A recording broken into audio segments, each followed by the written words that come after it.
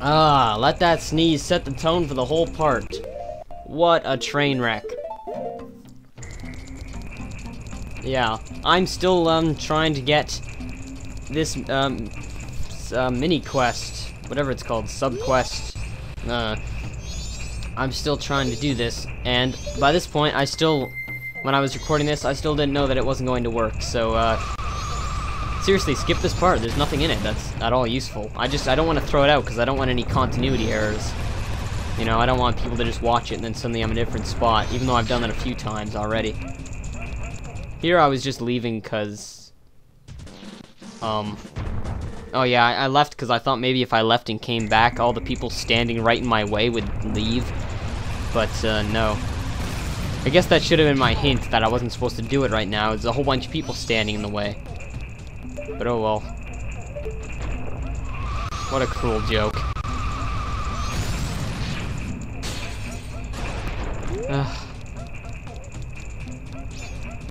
Yep, smashing these pots. I might as well explain the sub-quest to you, since I have all this free time and pointless part. Basically, you light all the torches, you come up here, you do a time warp. No, not really. But, you come up here and you try to break these pots. One of them will have a piece of meat in it.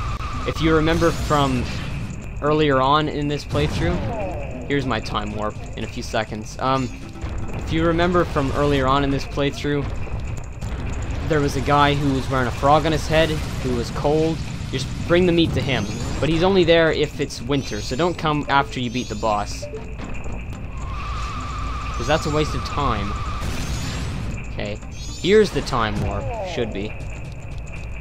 Come on, how many times did I do this before I paused? Alright, I think it's here. There we go. So, time paradox, there's the meat. You didn't want to watch that. That was like 6 minutes of me continually ramming into pots until I found this meat. I'm wondering whether I should just cut this out when I come back and redo it later. I guess not.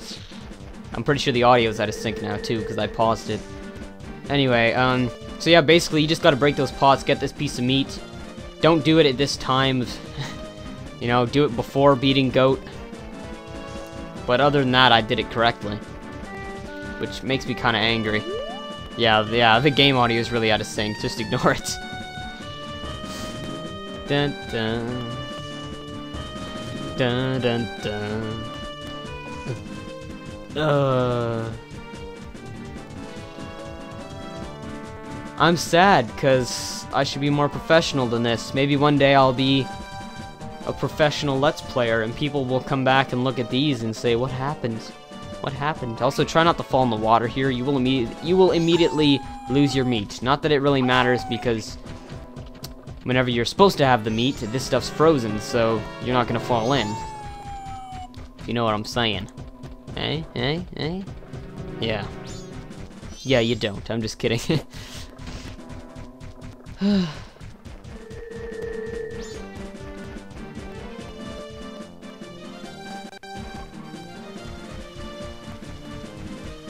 It's at this point I realized I wasn't in Kansas anymore. See, that waterfall up ahead is where the Goron with the frog on his head would normally be. He's not.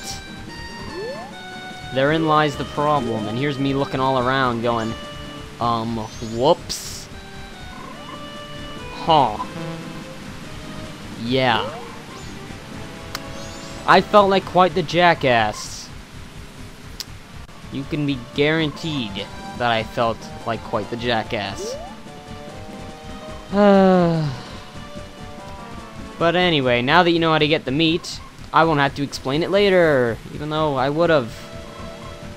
Oh, I'm so sad. Drop it in the water and commit suicide. Yeah, whoa, except that it's not deep enough. So I'll see you in part 41.